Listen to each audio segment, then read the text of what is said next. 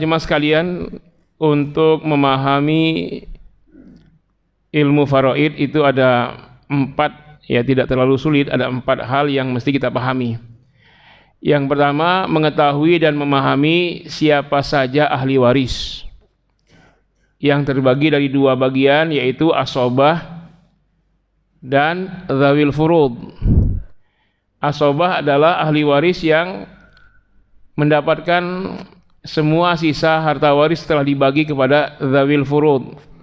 Dzawil furud adalah ahli waris yang mendapat bagian pasti.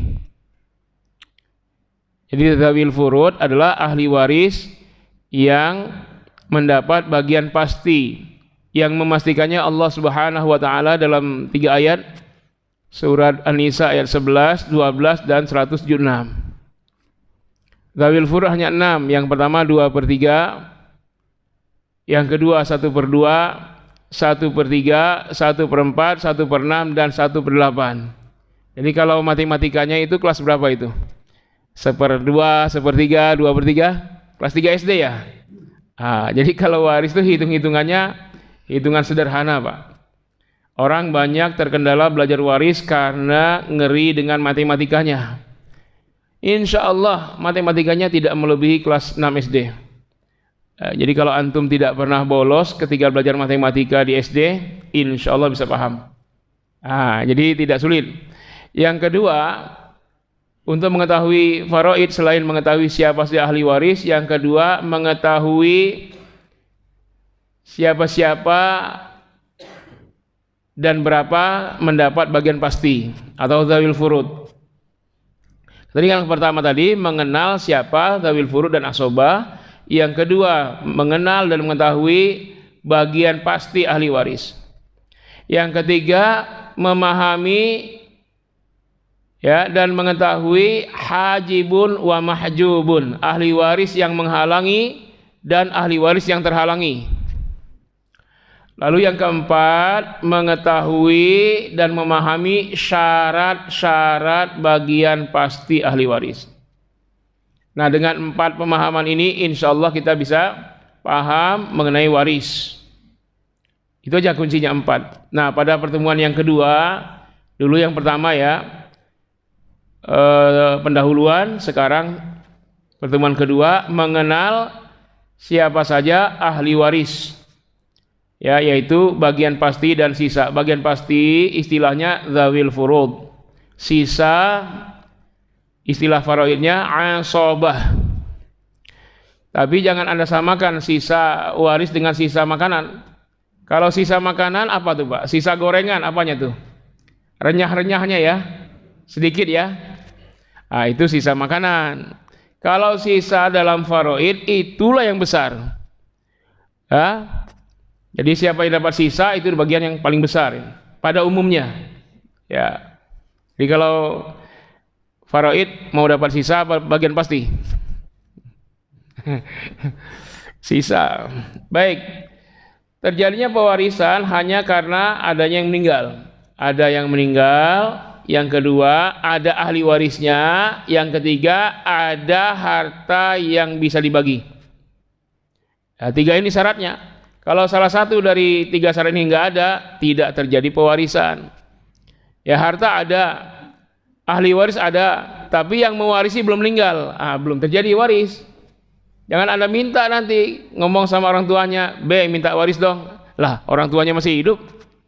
Itu doain cepat mati namanya. Yang kedua, harus ada hartanya. Ini ahli waris ada, yang meninggal ada, tapi hartanya nggak ada, nggak ada waris, nggak ada pewarisan. Yang ketiga adanya ahli waris. Ini pasti ada ya. Kalau dicari terus pasti dapat. Ujung-ujungnya kalau sama sekali tidak ada ahli warisnya, maka menjadi baitul mal, bagian dari baitul mal. Baik, sekarang kita memahami yang pertama lebih dahulu. Siapa saja ahli waris yang mendapat sisa maupun asobah. Jadi sekarang temanya mengenal para ahli waris. Bagian pasti atau dzawil furud dan sisa atau asobah. Baik, terjadinya pewarisan karena ada yang meninggal. Bahasa Arabnya mait, maitatun, mait ya artinya orang laki-laki meninggal, maitatun perempuan meninggal. Istilah kita diperhalus dengan almarhum, almarhumah. Ya, almarhum orang yang dirahmati Allah, itu doa. Semoga dia masuk surga, karena orang yang dirahmati Allah masuk surga. Almarhumah perempuan yang dirahmati Allah, semoga masuk surga. Kalau dia non muslim disebut apa? Nah, populer sekarang ya, almarhum Brigadir J. Nah, itu gimana itu? Mestinya apa? Mendiang Brigadir J. Kalau mereka ngomong dengan agama mereka, boleh saja. Yang dirahmati oleh, mungkin maksudnya Tuhannya beda kan? Nah, kalau kita jangan sebut itulah. Kalau Anda bilang almarhum, itu doa. Semoga dirahmati Allah. Dirahmati itu artinya masuk surga. Ya, rahimahullah, sering sebut hafizallah, rahimahullah, hafizahullah. Kalau rahimahullah, semoga Allah memasukkannya ke surga. Itu doa kepada non muslim dilarang dalam surat At-Taubah, Pak. Ya, tidak boleh. Nabi Ibrahim mencoba mendoakan orang tuanya, ditegur oleh Allah. Nabi Muhammad juga sama. Ya, kalau agama ini menurut akal, maka yang paling cocok kita doakan keluarga terdekat kita untuk mendapat ampunan dan surga. Tapi kalau beda akidah nggak bisa. Baik, jadi kalau ada yang meninggal baru ada pewarisan. Nah, sekarang siapa saja ahli waris? Yang pertama, zaujun. Siapa? Suami. Ini ketika istri yang meninggal. Berarti yang meninggal siapa? Maitatun. Ya enggak? Maka ahli warisnya zaujun, suami. Ini pasti dapat, ini enggak ada yang menghalang-halanginya. Kemudian yang kedua, istri, zaujatun. Ini yang meninggal siapa? Maitun, ya kan? Almarhum. Kalau tadi ahli waris suami, berarti yang meninggal istri, maitatun. Kalau bahasa kita mayit itu kasar ya. Kalau bahasa Arab ya udah mait. Kalau kita ngomong mayat apa? Kasar enggak? Jenazah ya, jenazah. Tapi mayat itu sudah bahasa Arab, enggak kasar sebenarnya. Kita aja ngomong itu setiap mau tidur kan? Bismikallahumma ahya wa amut. Atas namamu ya Allah, aku hidup dan aku jadi mayat. Amut itu mayat, aku mati. Kan? Bismikallahumma amutu wa ahya. Ketika kita bangun tidur, alhamdulillahilladzi ahyani ba'dama amatani. Setelah saya jadi mayat. Amatani itu mayat maksudnya. Bahasa kita terlalu sering menghaluskan sesuatu yang sudah halus sebenarnya. Ya. Kalau bangke, baru itu kasar itu. Mayat, biasa ya mayat. Nah, siapa lagi ahli waris? Tentu saja yang memiliki hubungan kekerabatan paling dekat dengan almarhum. Siapa? Anak laki-laki. Bahasa Arabnya apa? Ibnun. Bin kita bilang. Bin Daud. Anak laki-lakinya si Pak Daud. Ya. Ibnun atau bin. Muhammad bin Abdullah. Muhammad adalah anak laki-lakinya Abdullah.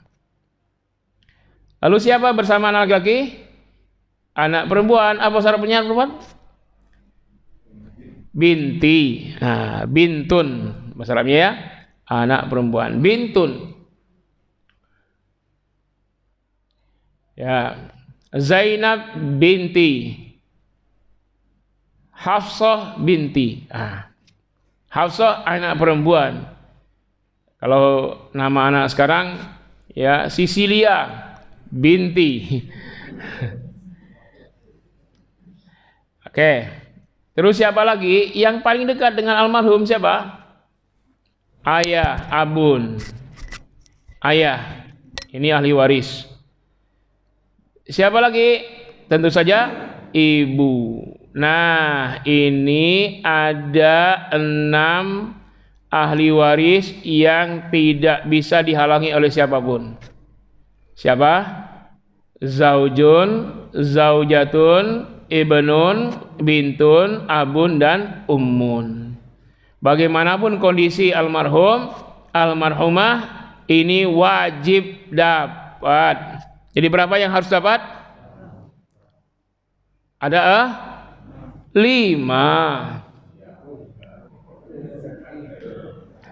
Iya, harus 1 jam meninggal dulu, Pak. Kalau nggak ada yang meninggal, ada semua nggak ada waris. Bagaimana kalau suami istri masih hidup dua-duanya? Ya nggak ada waris, ya ada nafkah, ya kan? Nah, meninggal dulu 1 syaratnya, baru. Nah, barulah ahli waris yang jarak kekerabatannya agak sedikit jauh. Ini yang paling dekat ini, ya. Yang tidak bisa tidak, dia harus dapat. Nah, yang agak jauh, semakin ada penghalang. Nanti kita ada bab khusus tentang yang menghalangi dan yang terhalangi. Siapa lagi yang terdekat dengan almarhum? Yaitu ibnu ibnin, cucu laki-laki dari anak laki-laki. Bersamanya ada bintu ibnin, cucu perempuan. Nah, seterusnya ini, Pak, sebenarnya listnya bisa terus tuh. Dari ibnu ibnin nanti ke bawah ibnu ibni ibnin, ke bawah lagi bintu ibni ibnin, artinya cicit. Ya, ke bawah lagi terus cicit. Terus lurus ke bawah ya. Cicit, anak cicit, cucu cicit, cicit cicit. Anak cicit cicit, cucu cicit cicit, cicit cicit cicit. Sampai nanti anak turunan kita yang mau lahir di menjelang kiamat. Itu ahli waris terdekat itu. Garis bawah. Nah, garis ke bawah itu namanya far'un. Far'un, al-far'un, keturunan. Jamaknya furu'un, seluruh keturunan. Kita sering gabung tuh far'un, furu'un, alim, ulama. Nah, itu yang ke bawah ya. Nah, yang ke atas siapa? Ayahnya ayah, yaitu jaddun, kakek. Bersama kakek siapa? Nenek, jaddatum minal abi. Ya, jaddatum minal abi, nenek dari jalur ayah. Terus Pak, nanti jaddun, abu jaddin, ayahnya kakek. Ummu jaddin, ibunya kakek. Lalu siapa lagi? Jaddu jaddin, kakeknya kakek. Jaddatu jaddin, neneknya kakek. Terus ke atas sampai Nabi Nuh. Terus sampai Nabi Adam. Oh, ternyata kita cucunya para nabi. Ya kan? Kita cicit cucunya para nabi. Nabi Adam, Nabi Nuh. Yang pasti itu Nabi Adam, Nabi Nuh. Tapi setelah itu ke belakang cabangnya kita nggak tahu. Tapi yang pasti kita salah satu dari cucu Nabi Nuh. Karena seluruh anak-anak meninggal semua kecuali 3 anak Nabi Nuh ketika banjir dahsyat itu. Nah, jadi kita ini pasti zuriyah Nabi Nuh. Yang paling pasti zuriyah Nabi Adam. Nah, jangan macam-macam, kita ini turunan Nabi kita ini. Nah, bersamanya ini ada jaddatum minal ummi atau jaddatun li nenek dari jalur ibu. Nah, yang ke atas ini namanya usul. Tapi itu jamak, tunggalnya asal. Aslun, aslun, usul, asal usul. Kita sering sebut itu. Kita ini hobi menggabungkan yang tunggal dan jamak. Asal usul, itu kan asal tunggal, usul jamak. Alim ulama, alim satu orang yang alim, ulama banyak orang alim, alim ulama. Asal usul. Fara' furu'. Nah, ini fara' furu', ini yang bawah itu ya, yang ke bawah itu fara' furu', ke atas asal usul. Dah kenal ya. Di siapa ahli waris kita? Tapi kalau generasi ke bawah kayaknya sampai cicit ya, yang paling tua itu paling. Itu yang sudah punya cicit itu umurnya pasti 90 ke atas tuh. Jadi kalau antum masih di bawah 90 mungkin batas cucu itu ya. Kecuali anaknya dinikahkan umur 14. Nanti anaknya kita punya cucu, cucunya nikah umur 14 juga. Bisa kita peluang punya cicit itu. Bahkan mungkin punya anaknya cicit. Makanya anak perempuan kita cepat-cepat nikahkan. Ya, supaya kita menikmati punya cucu dan cicit. Ya. Tapi udah jarang ya, paling-paling sampai cucu. Ke atas paling sampai kakek. Ayahnya kakek udah sangat jarang. Nah, karena itu untuk membatasi, maka list atau diagram ini kita batasi sampai cucu ke bawah, ke atas sampai kakek dan nenek saja. Tapi kalau faktanya nanti ada jalur ke bawahnya, ada cicitnya, ada anak cicit, maka itu kekerabatannya lebih dekat kepada almarhum daripada saudara. Ini yang paling dekat nih Pak, ke bawah, far'un furu', ke atas asal usul. Nah, baru lagi nanti ada ahli waris yang hubungan kekerabatannya sedikit lebih jauh dari almarhum. Siapa dia? Akhun syaqiqah dan ukhtun syaqiqah. Saudara laki-laki kandung bersamanya saudara perempuan kandung. Itu jauh hubungan kerabatannya dalam ilmu waris. Jadi dulu kan ke anak cucu dan ayah kakek ke atas, itu yang prioritas. Jadi kalau kita punya saudara kita meninggal, lihat dulu kita dapat apa enggak. Cara ngeliatnya gimana? Ya, lihat yang paling dekat dengan almarhum. Ada enggak? Kalau ada, ya ada. Lalu statusnya bisa menghalangi enggak? Oh bisa, berarti saudara enggak dapat. Saudara dengan anak, siapa yang lebih dekat? Anak. Saudara dengan cucu, siapa yang lebih dekat? Cucu. Saudara dengan cicit, mana yang lebih dekat? Cicit. Nah, karena itu ada kejadian dulu, entah tahun berapa, seorang ustadz yang terkenal, ustadz anak muda, dia pakai Harley, nabrak pohon, meninggal. Ya, lalu dilelanglah helmnya, motor yang sudah ringsek itu, dan jaketnya itu terjual. Karena terkenal ya, dilelang. Nah, usul dari saudaranya yang juga ustadz, kita bikinkan pesantren saja nih, nilainya 3 miliar. Bagus gak usulnya? Bagus gak? Kalau pandangan manusia bagus. Tapi dia tidak punya saham. Kenapa? Yang meninggal ada anak laki-laki. Bahkan ada ibunya. Ada istrinya. Lah ngapain dia? Dia nggak punya apa-apa. Tapi nggak tahu saya apakah itu betul-betul dijadikan pesantren atau enggak. Wallahu alam. Ya, kita nggak usah kotak-katik lah, udah lama itu. Yang jelas, walaupun ustadz, walaupun apa, kalau statusnya saudara itu masih jauh, untuk dapat waris masih jauh. Ya, lihatlah si almarhum punya anak enggak, punya cucu enggak, punya ayah enggak, punya kakek enggak, punya cicit enggak, gitu. Ya, kalau ada dia terhalang dia. Ya, kalau antum saudara kandung Abu Rizal Bakri, kalau beliau wafat duluan dari antum, entar aja, jangan dulu, masih ada Ardi kok, yang bos tinju itu, MMA. Ya, ini kan masih ada dia, antum siapa saudaranya, gigit jari aja. Ya, dah, ini akhun, ukhtun, akhun syaqiq, saudara kandung laki-laki, ukhtun syaqiqah, saudara kandung perempuan. Apa artinya saudara kandung? Bersama almarhum dia seayah dan seibu, ya kan? Nah, sekarang siapa lagi ahli waris? Ada lagi akhun li'ab, bersamanya ukhtun li'ab, saudara laki-laki seayah dan saudara perempuan seayah. Apa maksudnya? Dengan almarhum dia saudara seayah, satu ayah lain ibu.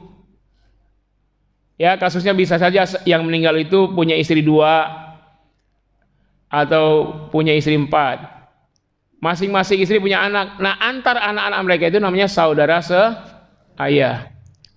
Yang istri 2 itu entah satu masa hidupnya atau istrinya udah meninggal jadi duda, nikah. Apakah dengan gadis atau janda, pokoknya nikah dia. Nah, anak yang lahir dari pernikahan itu dengan anak yang lama itu saudara seayah. Jelas ya? Nanti ada saudara seibu. Kalau saudara seibu apa itu maksudnya? Ibunya sama, ayahnya beda, tapi nggak mungkin dalam satu masa, nggak mungkin. Ya, nggak boleh perempuan punya suami dua. Jadi bisa saja si perempuan janda, baik janda meninggal maupun janda cerai. Nah, lalu setelah dia cerai atau setelah meninggal suaminya, dia bawa anak nih, nikah dengan laki-laki. Anak bawaan sama anak hasil pernikahan dengan laki-laki itu ya antara anak mereka itu saudara seibu, tidak seayah. Itu juga dapat waris nanti di posisi mana dia, tapi makin jauh ya. Nah, siapa lagi ahli waris? Anak laki-laki saudara laki-laki kandung, ibnu akhin syaqiq. Ini makin jauh nih. Ya, makin jauh. Berarti kalau makin jauh makin banyak penghalangnya dapat waris.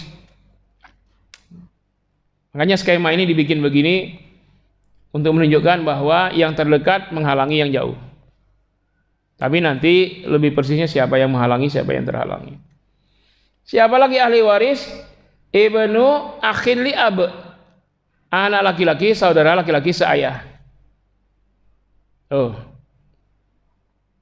Nah, walaupun ini agak jauh tapi enggak terlalu jauh ya kekerabatannya dengan almarhumah.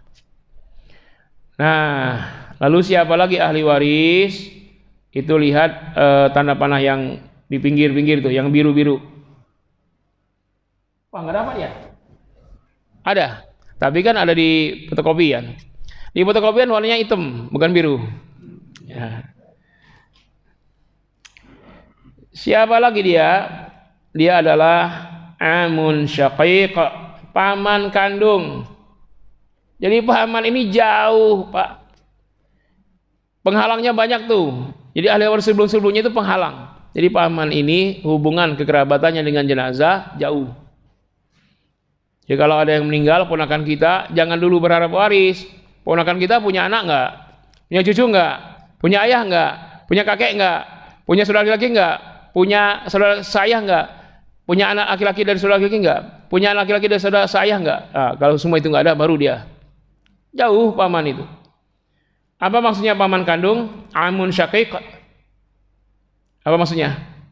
Si paman ini ya dengan almarhum hubungannya ya dengan ayah almarhum dia saya seibu. Nah, itu amun syaqiq. Paham? Saya ulangin ya. Amun syaqiq, paman kandung adalah saudara dari ayah kandung almarhum. Saudara sekandung dari ayah kandung almarhum. Ya kan? Dengan ayah almarhum dia saya seibu. Lalu siapa lagi ahli waris? Amun li ab, saudara laki-laki seayah dengan ayah almarhum. Maksudnya apa? Dengan ayah almarhum paman ini seayah. Namanya amun li ab. Paham gak nih? Ini orang almarhum punya ayah. Nah, saudara ayahnya ini dengan ayah almarhum seayah, tidak seibu. Itu namanya amun li ab. Tapi tadi yang amun syaqiq ya ayah almarhum dengan dia seayah seibu.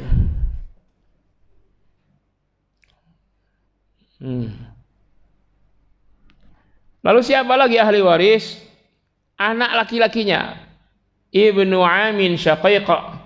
Anak laki-laki paman kandung.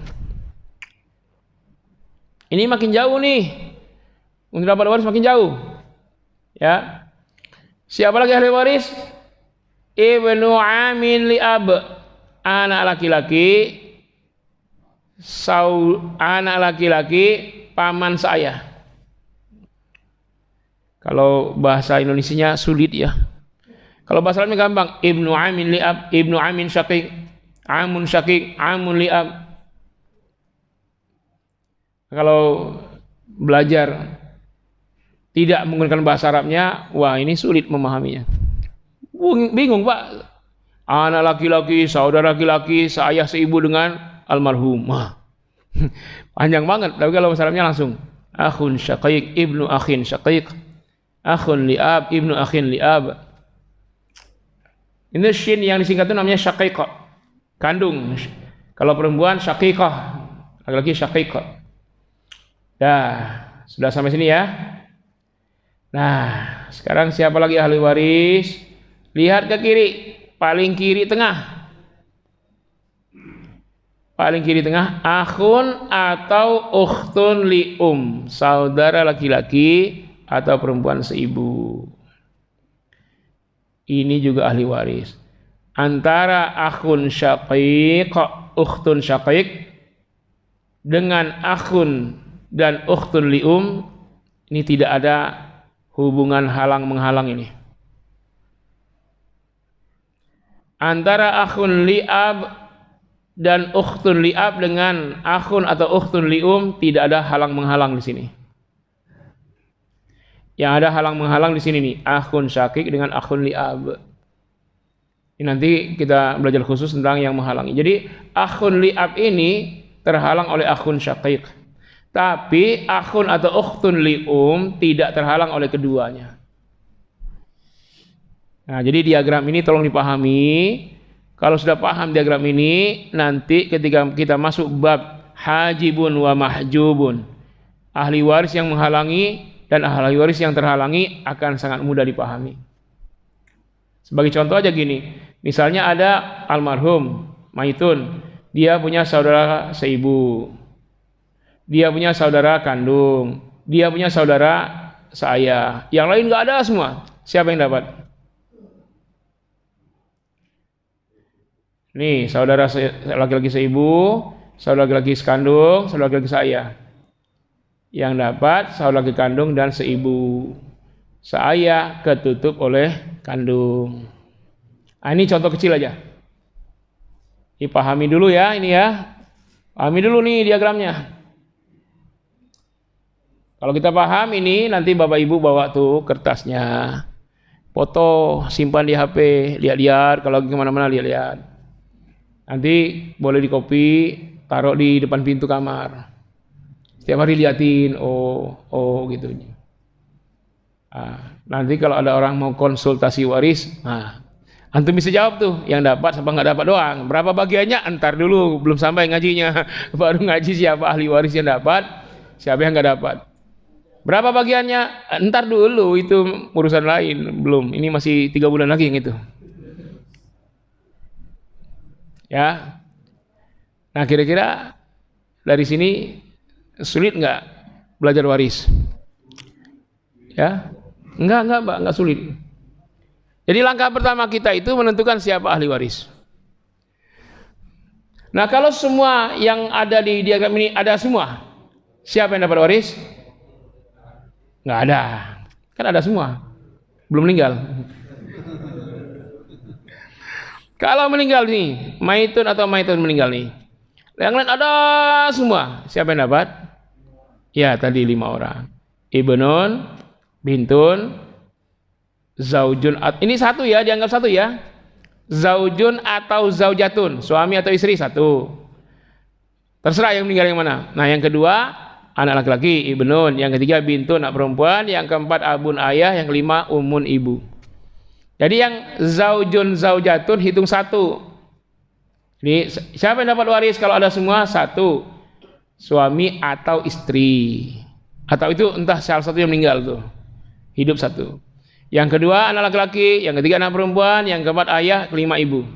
Yang lain udah ketutupan semua. Nah, kuncinya apa? Kalau ada ayah atau ada anak laki-laki, baik ada ayah saja atau anak laki-laki saja atau kedua-duanya ada, maka semua ahli waris itu nggak dapat yang lain tuh. Oh enggak, untuk yang ayah nutupin kakek ya. Tapi kalau ada cucu, anak laki-laki nggak ada, ya terbuka untuk cucu. Maksud saya gini, kalau ayah dan anak laki-laki ada, udah semua ahli waris itu eliminasi semua. Kalau ada ayah dan anak laki-laki, dua-duanya ada, maka semua ahli waris selain yang 5 tadi dipastikan tidak dapat. Makanya kalau ibu-ibu anaknya masih perempuan semua, jangan berhenti, produksi terus sampai lahir anak laki-laki. Baru mau berhentilah. Ustadz udah 7 masih perempuan juga, yang ke-8 nanti laki-laki. Masih perempuan juga, biangnya kali. Ya. Tambah 1 supaya lahir anak laki-laki. Marah ibu-ibu. Baik, barangkali ini pendahuluan, silakan kalau pertanyaan. Ya, bisa dikasih mic-nya. Ya udah nggak usah pakai mic lah, kedengaran. Silakan Pak. Waalaikumsalam warahmatullahi wabarakatuh. Apakah istri dari anak laki-laki mendapatkan waris? Istri dari anak laki-laki maksudnya? Orang tua meninggal, mantu nggak dapat. Jadi satu-satunya orang di luar hubungan darah yang dapat hanya suami atau istri. Satu-satunya ahli waris di luar hubungan darah, satu-satunya yang dapat hanya suami atau istri. Ya, kalau meninggal suami, maka yang dapat hanya istri, saudara istri, ibu istri, ayah istri, nggak ada yang dapat semua. Jadi ada 3 ya. Yang pertama, pembagian waris berdasarkan hubungan darah atau keturunan. Itu di surat An-Nisa 11. Yang kedua, pewarisan berdasarkan hubungan perkawinan. Itu An-Nisa 12. Kemudian yang ketiga, berdasarkan hubungan persaudaraan tadi, saudara seayah seibu, saudara seayah atau saudara seibu, itu ayat 176. Oh iya, ada lagi ya selain suami istri yang dapat waris itu nanti saudara atau saudara laki atau perempuan seibu. Itu, tapi itu terkait perkawinan. Ya dapat itu. Jadi selain istri atau suami, saudara seibu. Selebihnya nggak ada. kalau anak laki-lakinya itu meninggal juga, Ya cucunya dapat. Mungkin maksudnya dari tadi. Jadi ketika si anak meninggal duluan, ayahnya belum meninggal. Yang dapat ayahnya. Maksudnya almarhumnya itu punya anak, anaknya sudah meninggal duluan gitu mungkin kan? Oh, yang meninggal duluan nggak dapat. bukan. Jadi orang tua meninggal, nggak lama kemudian anak laki-lakinya meninggal juga. Ya. Apakah istrinya dan anak-anaknya itu dapat? Karena anaknya itu perempuan semua. Jadi gini, ayahnya meninggal duluan. Sedetik ayah meninggal, harta terbagi otomatis. Jadi anak dapat. Lalu sejam kemudian anak meninggal, dia dapat bagian dari waris ayahnya dan hartanya sendiri digabung jadi warisan dia kepada anak dan istrinya. Jadi pembagian waris itu tidak ada, Pak. Dalam Islam nggak ada, karena sudah dibagi oleh Allah. Otomatis. Sedetik orang meninggal, otomatis harta udah berpindah. Nggak ada lagi nunggu setahun 2 tahun. Otomatis. Ini ayah meninggal, maka ibu atau istrinya ayah mendapat 1/8. Yang 7/8 untuk anak-anaknya. Anak laki-laki 2 bagian, perempuan 1 bagian dari 7/8. Udah otomatis, Pak. Jadi dalam Islam itu sebenarnya pembagian waris nggak ada, karena sudah dibagi oleh Allah. Kita udah terima apa adanya, nggak boleh ditentang itu. Allah yang bagi. Ini kadang-kadang ada seorang laki-laki tertua, entar aja bagi urus, entar aja. Kenapa dia menghalang-halangi harta orang? Ya kan? Apalagi waris itu dapat rezeki nomplok, tanpa usaha dapat harta, ya nggak? Kadang jumlahnya 100 juta, kadang 1 miliar. Saya mau tanya Bapak sekalian, kalau antum dapat bonus di kantor sebesar 1 miliar dan sudah ada uangnya, mau terima sekarang atau setahun lagi? Mau terima sekarang atau seminggu lagi? Mau terima sekarang atau besok? Mau terima sekarang atau sejam lagi? Nah ini rezeki nomplok, kenapa lama-lama? Dan itu kita bisa beramal. Pertama, keluarin zakat. Yang kedua, mungkin anak kita, yang kewajiban kita dulu deh, utang-utang kita lunasin. Kebutuhan pokok kita lengkapin. Anak kita belum bayar SPP, mungkin dengan warisan itu kita bisa nyekolahkan anak sampai S3. Nah ini ditunda-tunda setahun, 2 tahun. Ngapain? Ngapain, Mbak? Mau ngapa coba? Nunda-nunda untuk apa? Ntar aja, tunggu harga naik. Ya itu eksekusi bisa besok, minggu depan. Tapi pembagian sudah terjadi. Maka hari pertama meninggalnya ayah, seorang istri langsung ajak anak ke kamar semua. Nah ini ayah sudah meninggal, saya sebagai istri dari semua item harta waris saya punya 1/8. Dipisah dulu mana harta ayah, mana harta ibu. Yang jadi waris hanya harta ayah, harta ibu nggak jadi waris, itu milik ibu. Ya kan? Misalnya warisnya apa? Rumah. Berapa saham ibu ketika bangun rumah? 40%. Maka yang dibagi hanya 60%. Yang 60% ibu masih dapat 1/8. Langsung coret-coret, bagi, tanda tangan, materai 10.000. Nanti kalau ada yang mau beramal soleh, tinggal ngomong, saya di Jakarta sudah punya rumah. Bagian waris saya ini saya hibahkan untuk ibu saja deh. Kata anak yang paling tua. Anak yang kedua juga, saya memang tidak kaya tapi saya sudah punya rumah dan mobil. Bagian waris saya untuk ibu aja deh. Itu Bu. Nah ibu kan sedih nih, suami meninggal. Kalau masih ada anak yang belum ikrar begitu, nangis Bu. Dia belum ngomong, yang lain sudah ngomong, tinggal 2 lagi yang belum. Ibu dari nol bersama ayah kalian ini, mulai dari lantai tanah. Mulailah tergerak hati yang ketiga, yang keempat kan, anak keempat. Iya deh Bu, kalau begitu bagian waris saya untuk ibu juga. Yang terakhir masih juga lama, kencengin lagi tangisannya. Nah, anaknya makin kasihan. Akhirnya hari pertama dari meninggal ayah, warisan sudah terbagi semua. Itulah anak soleh. Bapak, kalau ibu, kalau orang tua kita meninggal, ayah kita meninggal, memang kita punya hak waris. Tapi anjurannya, kalau memang ibu kita tidak ada lagi alternatif, ya sudah, hibahkan saja bagian waris antum kepada ibu. Titik, selesailah hari pertama pembagian waris. Toh nanti kalau ibu meninggal, balik ke kita lagi kan? Ya enggak? Lah iya. Pahala berbakti dapat, harta waris dapat juga. Tapi kalau kita meninggal duluan, ya enggak. Tapi kan kata orang gini, yang nunda-nunda waris gini katanya. Ntar aja nunggu ibu meninggal baru kita bagi. Hah? Anak durhaka. Doain ibunya supaya meninggal duluan dari dia. Bagilah hari pertama itu. Ketika anak-anak semuanya dari seluruh kota kembali ke kampung, ketika ayah meninggal, bagilah.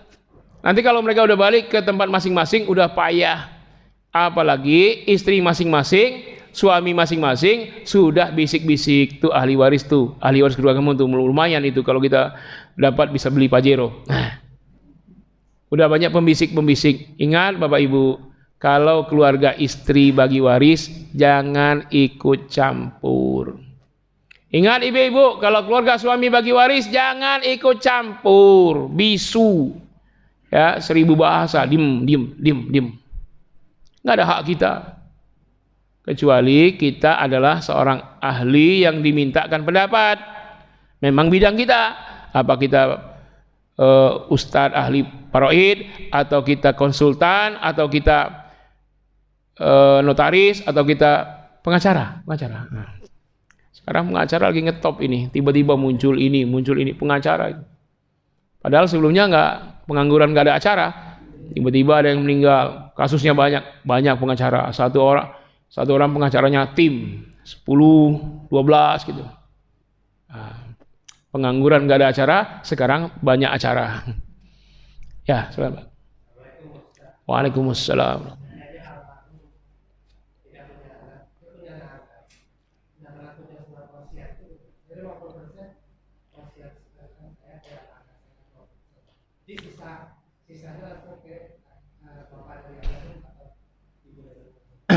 Kalau dia punya anak angkat, maka tidak dapat waris. Kalau dia berwasiat, maka dapat wasiat. Wasiat besarannya maksimal 1/3 dari total harta waris. Setelah dipotong-potong semua, potong zakat, potong pajak, potong ini, potong uang ini, uang itu, sisanya baru 1/3 maksimal untuk anak angkat kalau diwasiatkan.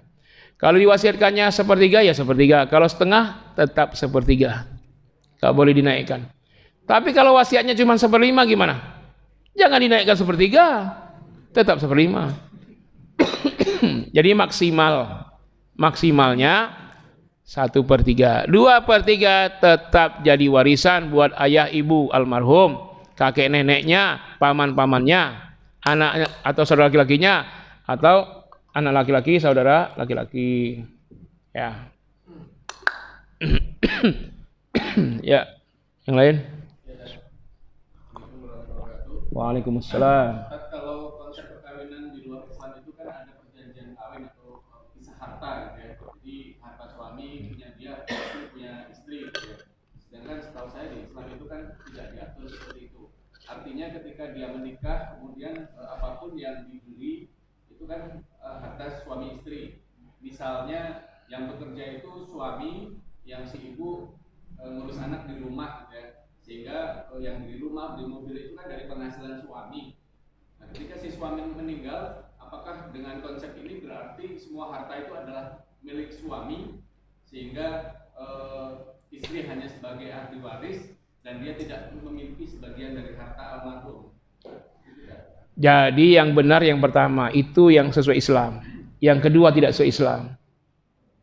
Jadi setiap orang menikah, suami istri, harta masing-masing, tidak digabung.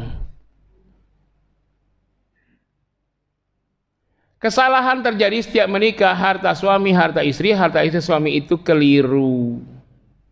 Sehingga tidak jelas beramal soleh. Sebab amal soleh itu individu, Pak. Antum bersedekah, pakai uang siapa? Uang sendiri. Nggak boleh uang bersama. Antum di perusahaan. Ini uang perusahaan, belum digajikan, bukan gaji, masih uang perusahaan. Boleh Anda gunakan untuk kepentingan sedekah pribadi, untuk nyantuni anak yatim pribadi? Nggak boleh. Setelah menjadi milik pribadi, silahkan mau beramal apa saja. Jadi harta suami istri dipisah sejak menikah. Harta istri adalah harta yang dia bawa ketika dapat dari warisan orang tuanya, harta yang diberi oleh suaminya sebagai nafkah, dan harta pencarian dia, itu harta istri. Harta suami ya harta suami yang hasil maisyah, nafkahnya, penghasilannya. Nanti mana yang dia berikan pada istri menjadi harta istri, mana yang tidak, itu harta suami. Salah itu, bukan harta bersama, tidak ada harta bersama. Makanya kewajiban nafkah seorang suami bukan hanya kepada anak istri. Kewajiban nafkah seorang laki-laki, Pak. 1, istri. 2, anak-anak. 3, kepada ibu. Jadi kalau udah nikah, wajib nafkahin si ibu. Walaupun ibu kita orang kaya. Wajib nafkahin ibu itu wajib. Kirimin. Apa 4 kali sebulan? Apakah sekali sebulan? Walaupun nominalnya tidak dipastikan. Wajib. Banyak orang sudah menikah, ibunya nggak dikirimin. Kalau susah baru minta-minta. Nah, ini durhaka itu. Wajib nafkahin ayah kandungmu. 4. Yang kelima, wajib nafkahin kalau masih hidup kakek nenekmu. Lalu wajib nafkahi adik atau kakak perempuanmu yang miskin, belum menikah atau sudah janda. Lalu wajib nafkahin anak yatim dari saudara laki-lakimu yang meninggal. Inilah beban laki-laki. Karena itu laki-laki dapat bagian waris 2 kali perempuan. Si perempuan tidak punya kewajiban ini. Dapat setengah dari laki-laki, dia makan sendiri, simpan sendiri, pelit sendiri, bakhil sendiri, boleh. Jangan salah, Pak. Nah, sekarang saya tanya, antum setelah menikah kirimin ibu tiap bulan apa enggak? Ayah kandung, itu dosa besar itu kalau enggak. Wajib, makanya konsep segaji-gajinya kasih ke istri itu keliru. Kita gaji 10 juta, udah, kebutuhan bulanan berapa? 4 juta, kasih bonus 5 juta. Nih, sebulan 5 juta. 5 juta kita bisa menafkahi ayah ibu kandung, kakek nenek, saudara perempuan, yang kakak atau adik perempuan, anak yatim dari saudara kita yang meninggal. Ini banyak anak yatim terlantar gara-gara apa? Pamannya nggak bertanggung jawab. Jadi yang pertama itu yang benar.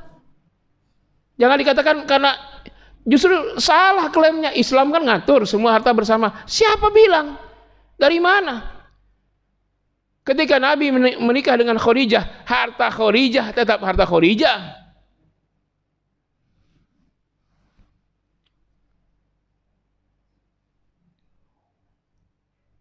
Coba antum kalau udah tua, terasa itu.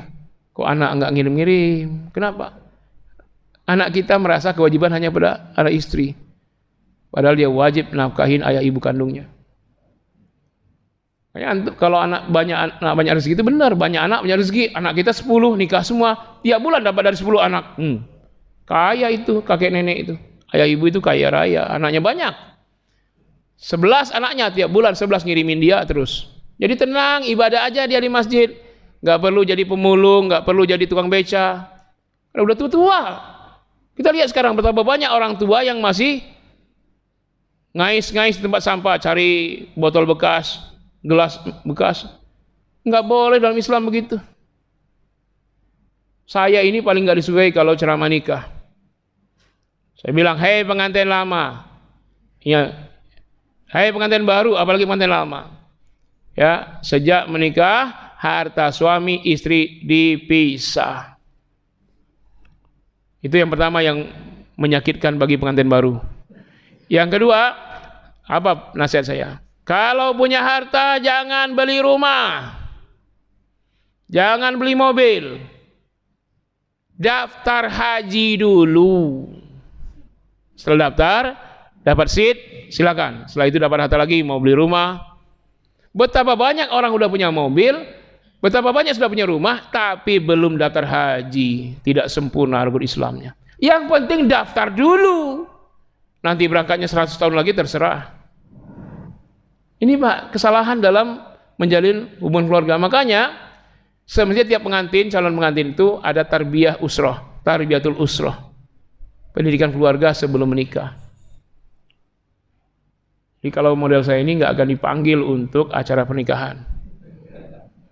Masa baru menikah suruh pisah? Nggak ada nyuruh pisah, nyuruh misah harta doang. Jadi istri ketika dikasih suami full miliknya, nggak ada kewajiban apa-apa. Nah ini nggak ada konsep terima kasih, nggak ada. Siapa yang ngasih, siapa yang terima nggak jelas. Ini gaji saya, seamplop-amplopnya. Sekarang nggak amplop lagi ya? Transfer. Semuanya masuk rekening istri. Halo, antum mau ngasih ibu dari mana? Minta sama istri. Mau beli Pertalite 10.000 sekarang 4 liter. Minta sama istri dulu. Jadi setiap hari antum minta uang bensin sama istri 30 kali. Sementara antum cuma ngasih sekali sama istri. Mana ada konsep begitu dalam Islam? Enggak jelas siapa yang ngasih, siapa yang terima. Nanti kalau kita udah kasih istri dengan yang kita kasih itu dia bebas beramal soleh. Dia mau masukkan kotak amal, mau anak yatim, kita pun bisa. Kotak amal, anak yatim bisa. Tapi kalau harta nggak jelas, siapa yang beramal ini? Karena masing-masing dengan amalnya masing-masing. Nah sekarang antum isi kotak tadi luar, itu uang siapa? Uang sendiri. Katanya gabung suami istri hartanya. Gimana katanya uang sendiri? Kata uang bersama, nggak bisa. Uang bersama kita terhalang beramal soleh Pak. Nanti sampaikan kepada anak-anak kita, cucu kita, sejak awal menikah masing-masing punya rekening masing-masing. Untuk harta yang tidak dibagi diikrarkan dari awal. Misalnya kitab yang sudah dibeli nanti kita ikrarkan jadi hibah, tidak ada. Jadi enggak ada pemiliknya. Hibahkan untuk masalah umat. Makanya saya sama istri begitu. Ya, istri punya kitabnya 2 lemari, saya 1 lemari. Kita udah enggak waris tuh, jadi hibah itu. Kalau meninggal hibah untuk pesantren. Jadi udah milik pesantren. Jadi saya enggak punya kitab sekarang. Jadi kalau kita pakai ya kita pakai, orang mau pinjam. Nah, artinya nanti kalau meninggal itu tidak dibagi sebagai harta waris karena sudah dihibahkan, udah beralih pindah. Nah, kalau rekening enggak lah, milik masing-masing. Ya. Istri berapa gaji? 10 juta, 5 juta. Bulan depan tambah. Ya, 5 juta bonus 5 gram cincin. Bulan depannya 5 juta bonus 50 gram kalung. Nah, kan lebih enak tuh, Bu. Jelas milik ibu semua itu. Nah, ini enggak jelas, suami lagi kerja, datang pengemis, tok, Pak, mohon bantuan, dari pagi belum makan nasi, tapi sudah makan ketoprak, udah makan lontong. Lalu istri beramal, dari uang siapa? Dari uang siapa?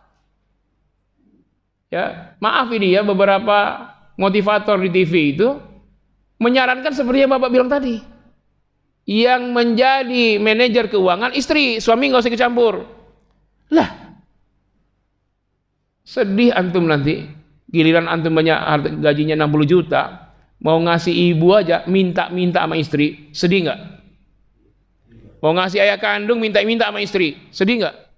Iya kalau istrinya solehah, belum kita minta udah kasih, ini kasih ayah mertua, ibu mertua. Tapi kalau enggak, enak aja minta-minta. Hei, itu uang siapa? Kita yang kerja. Ya Pak ya, jadi konsepnya keliru Pak. Sekarang antum perbaiki itu, dari sekarang sebelum meninggal. Ya dicatat, rekening masing-masing, dibagi, sudah. Bagian istri, harta istri, bagian suami. Rumah, ya selama ini suami yang bayar, ya suami pemiliknya. Kalau antum mau, ya kasih istri, hibah, langsung balik sertifikat nama. Kalau ada kontribusi istri 40%, ya disebutkan dalam apa namanya ya, wasiat.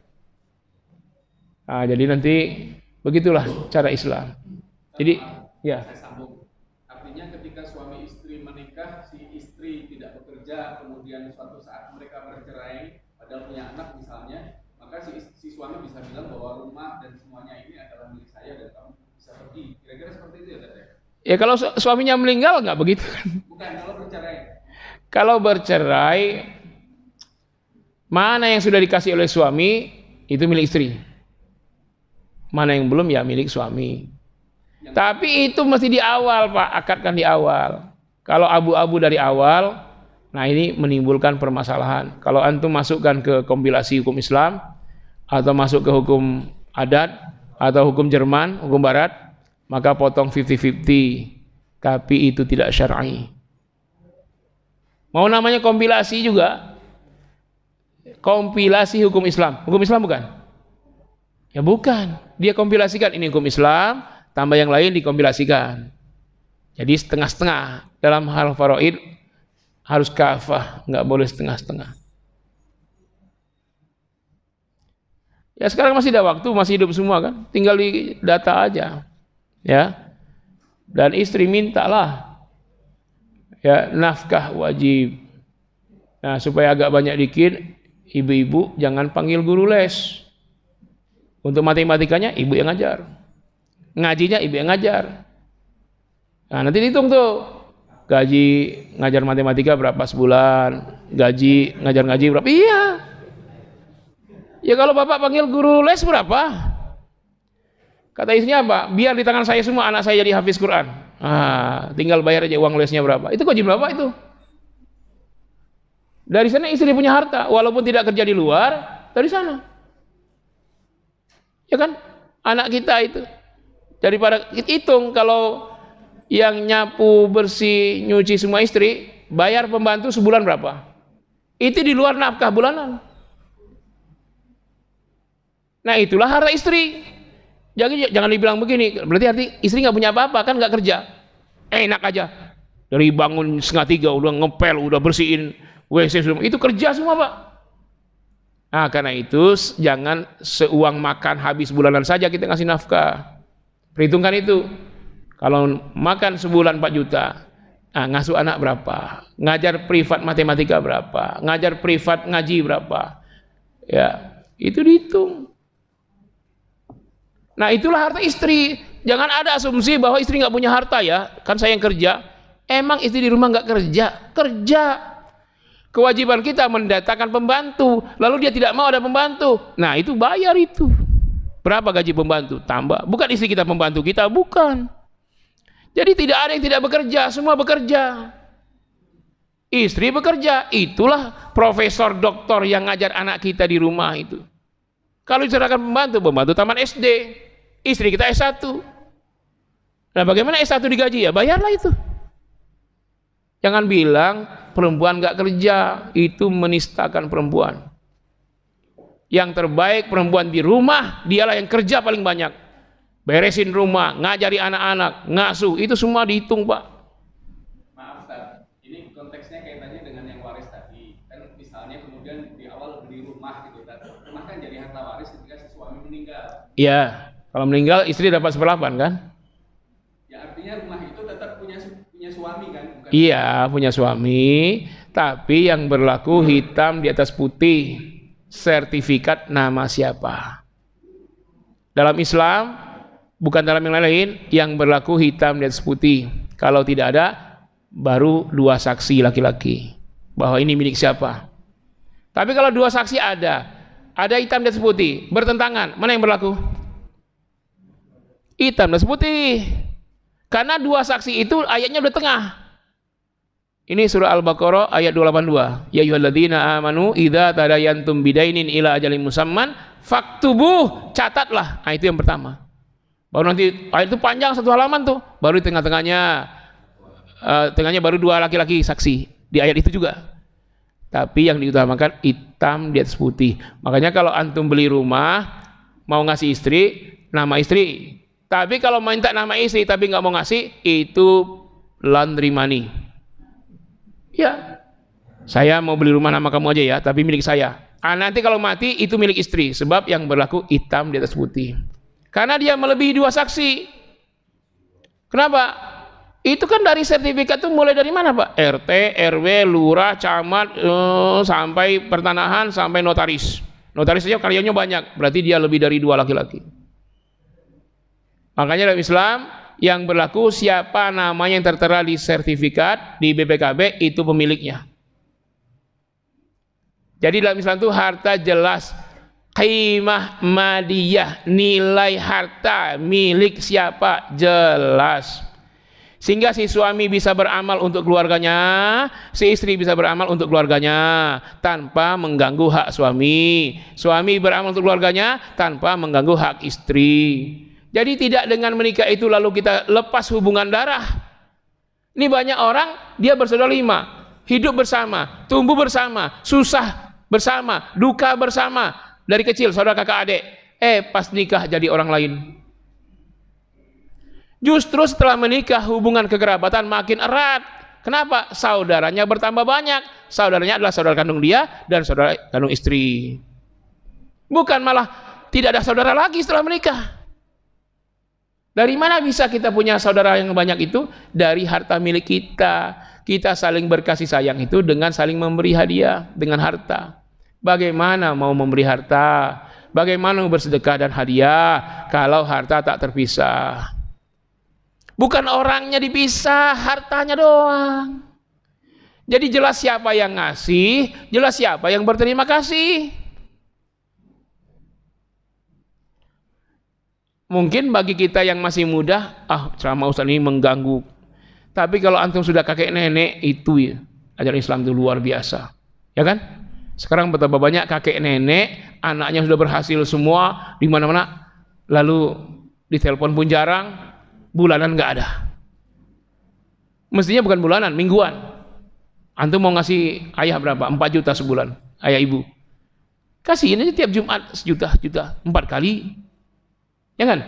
Oh Ustaz, Jumatnya ada 5. Ah, dia 5 juta untuk bulan itu. Sama ibu-ibu juga kalau mau kasih nafkah mau Jumatan atau bulanan, Bu? Gaji suami bulanan. Ah, ya udahlah bulanan. Tapi kalau mau Jumatan aja. Tiap Jumat, misalnya 6 juta sebulan. Ya udah tiap Jumat 1,5 juta.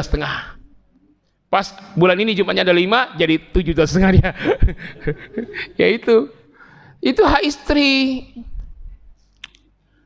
Jadi jangan sekali-kali mengatakan istri tidak kerja. Itu kalimat yang sangat menistakan. Bagaimanapun suami berjibaku di luar, naik prestasinya, di kantor jabatan naik, gaji naik, itu peran istri di rumah yang beresin rumah, yang ngasuh anaknya, yang ini semua. Nah karena itu bayarkan privat anakmu itu ke istri, ya. Dipecah lagi, Bu, ibunya ahli dari IPB. Ustadz, percuma saja saya kuliah di IPB, masa saya di rumah saja? Justru itu yang terbaik, Bu. Ibu S2 ngajarin anak-anak kita diajar magister. Kalau ibu serahkan ke pembantu, anak kita diajarin alumni SD. Paling zolim dia doktor S3, sibuk perempuan ini, dosen di mana-mana dosen. Anaknya di rumah diajari pembantu yang tamat SD. Dia S3 ngajari anak orang, anaknya sendiri diajari tamat SD. Zolim nggak? Nah, makanya Bapak sekalian, kalau istrimu S3 tetap di rumah, mungkin dia bisa mengembangkan ilmunya di masyarakat bersama ibu-ibu, ya majelis taklim ibu-ibu atau perkumpulan ibu-ibu, sambil tetap mengasuh anak kita. Anak kita diasuh guru privat doktor. Ini zolimnya orang, ini perempuan-perempuan zaman sekarang, dia S3, dia sibuk ngajar tiap hari, anak orang diajar. Anaknya diserahkan ke pembantu, zalim. Dia ahli psikologi, ahli pendidikan anak. Tapi untuk ngajar anak orang, bukan anaknya sendiri. Sehingga anaknya jadi anak nakal, tahurahan gitu. Coba. Atau nggak tahu akidah, nggak tahu agama. Nah, Bapak tahu istri Bapak S3 gaji di situ. Ya. Bayar, berapa bayar guru privat yang S1? Berapa bayar guru privat yang S2? Makanya Bapak kerja berjibaku sampai gajinya banyak sehingga nafkah wajibnya sebulan 4 juta, tapi tunjangan ini bayar privat 40 juta. Nah, itulah harta istri. Diatur dari awal nikah, ya, diatur. Tapi KUA jarang ngasih, malah ajarannya seperti itu. Nanti kalau udah suami istri, tidak semua ya, tapi sebagian, harta udah milik bersama. Ya, nanti ujung-ujungnya bagi 2. Kalau meninggal bagi 2. Itu kompilasi, Pak. Kompilasi itu diusulkan DPR zaman Menteri Agama Munawir Sazali, ditolak DPR dulu. Tapi mana-mana yang dulu ditolak hari ini bisa diresmikan. DPR hari-hari sebelum ini. Makanya sekarang kompilasi menjadi undang-undang di Indonesia ini. Kalau saya mengatakan apa? Masalah faraid, saya tidak referen untuk kompilasi. Ya. Kalau dia bilang kompilasi hukum waris, nggak apa-apa. Tapi kalau kompilasi hukum waris Islam, Islamnya itu yang mengganjal bagi saya. Bagaimana ada Islamnya? Kompilasi hukum waris gitu aja. Ini malah judul besarnya kompilasi hukum Islam. Bagaimana sesuatu yang sudah pasti dari Allah lalu dikompilasi? Anda lihat itu asbabun nuzul surat An-Nisa 176 itu. Orang-orang minta fatwa kepada Nabi soal waris. Nabi mau fatwa, ditegur oleh Allah. Yastaftunak. Mereka demonstrasi ya Muhammad, minta fatwa kepada engkau tentang waris. Apa kata Allah? Qul Allahu yuftikum fil kalalah. Allah yang berfatwa, engkau enggak boleh ya. Nabi aja enggak boleh. Kenapa kita kompilasikan? Nah ini ya, jadi sepanjang hidup kita sampai mati mesti di bawah bimbingan syariat Islam terkait dengan pribadi maupun harta. Ya, nah ini harta itu hisabnya berat, Banyak yang ditanya, mulai dari mencarinya, caranya bagaimana, halal tidak, kerja dengan siapa, menyebabkan orang kafir jadi kaya atau tidak, yang menzalimi umat Islam, itu ditanya semua itu. Nah setelah dapat dikemanakan, dibelanjakan kemana, diberikan pada istri enggak, hak istri enggak, kalau dibelikan pada mobil masih penting atau sudah ada mobil, beli mubazir enggak, beli mobil sport. Kalau disekolahkan anak, sekolah di mana? Sekolah yang menunjang akidahnya atau mengancam akidahnya, itu di harta itu ditanya semua. Bahkan kalau sudah mati, termasuk waris ini, bagaimana cara pembagiannya? Ya Pak. Ini waktu udah lewat, gimana? Boleh satu tak? Ini terserah, boleh nggak Pak? Oh boleh, ya udah. Saya punya anak, misalnya 5, ya kemudian anak saya udah menikah semua, ya saya belum meninggal. Kemudian anak saya salah satunya meninggal, dia punya anak. Ketika saya meninggal, anak saya meninggal itu kan bukan ahli waris. Nah, bagaimana dengan anak-anaknya? Cucunya. Cucu Bapak. Justru ketika Bapak masih hidup, di antara anak Bapak yang meninggal, Bapak dapat waris. Ini nih, ayah. Ya enggak? Yang ini keliru kan? Ya, oke. Sekarang gini.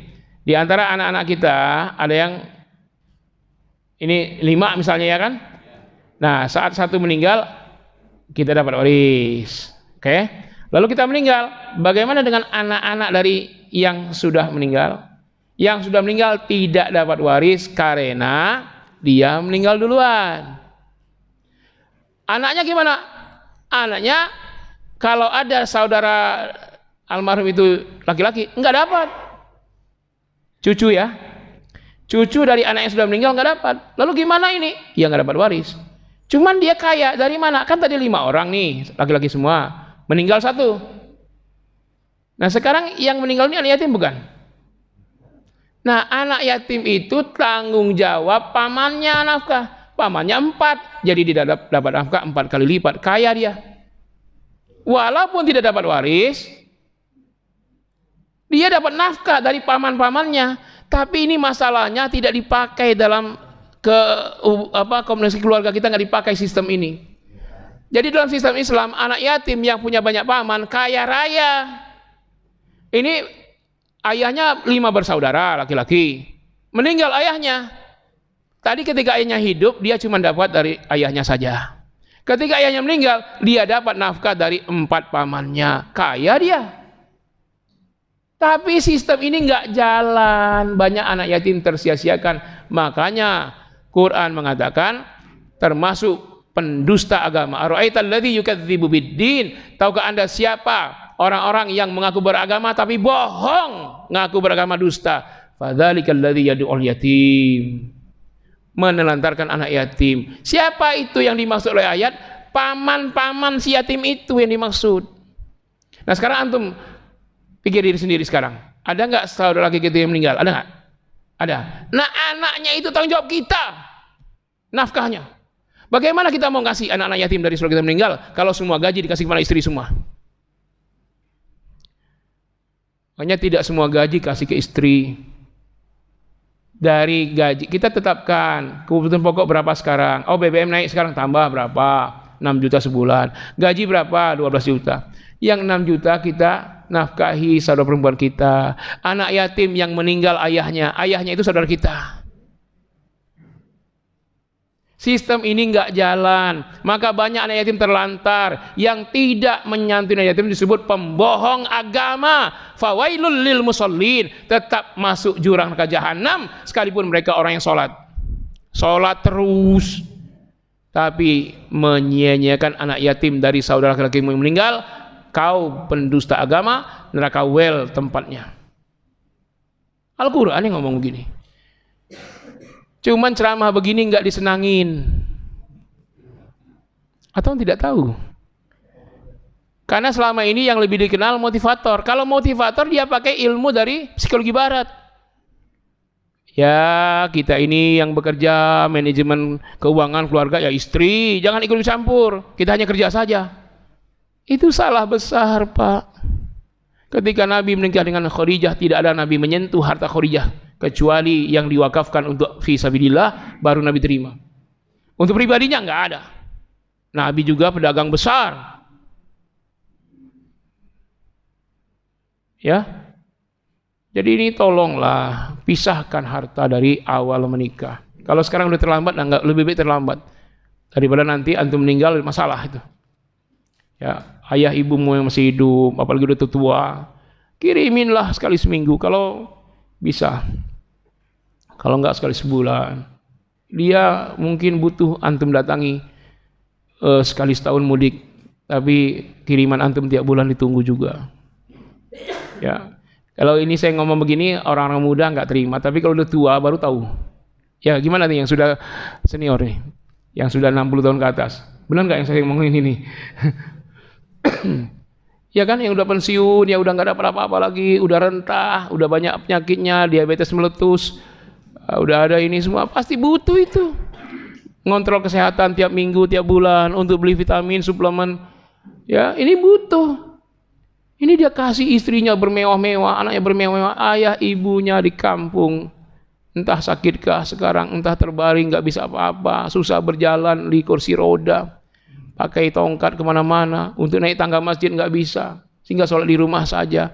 Itu coba carikan solusinya, bayarkanlah untuk pengasuhnya ke masjid tiap hari, biar naik tangga di Popoh, turun tangga masjid, bisa terus, nanti wafatnya di masjid lagi sujud. Nah, kalau udah ke masjid lagi gimana? Udah tua, kemungkinan mati dalam keadaan sujud ya di rumah, bukan di masjid. Nah ini Pak, perhatikan orang-orang tua kita, ya. Ini Islam ini Pak. Jadi jangan dikatakan bahwa dari luar itu dia ada kesepakatan harta dibagi tidak dicampur. Itulah Islam sebenarnya. Tidak dicampur harta suami istri. Sehingga masing-masing punya harta, masing-masing bisa beramal soleh masing-masing. Nggak boleh kita beramal dengan harta bersama. Nggak boleh Pak. Kecuali sudah diakadkan milik dia, baru dia beramal dengan milik dia, kita beramal dengan milik kita. Kalau masih harta kita, nggak boleh. Tadi kayak di kantor, kayak di warung aja, dia karyawan, penjaga warung. Tiba-tiba uang orang belanja itu jajan, pengemis datang, dia kasih. Haram itu Pak. Dia kan karyawan warung, dia kasih pengemis, walaupun ngasih pengemis itu bagus. Pengamen cuma 2.000 kok, kecuali bosnya udah akadkan kalau ada pengemis kasihlah ya 5.000 atau 2.000. Itu baru halal bagi si karyawan. Ini si karyawan ngasih pengemis tiap hari, tapi bukan uang pribadinya, uang yang dia jaga toko itu haram, walaupun itu amal soleh. Nah karena bukan harta dia. Nah, istri tiba-tiba suaminya belum akad apa-apa, beramal banyak, kecuali kalau sudah milik istri sempurna, mau beramal dengan apapun silakan. Kalungnya dilepas, gelang dilepas untuk sabilillah, boleh, itu harta dia. Suaminya udah ngasihkan ke dia. Tapi suaminya bilang, nih nggak disebut untuk dia, tapi kayak orang nitip saja, haram dia beramal soleh, walaupun 1.000 perak dia masukkan kotak amal.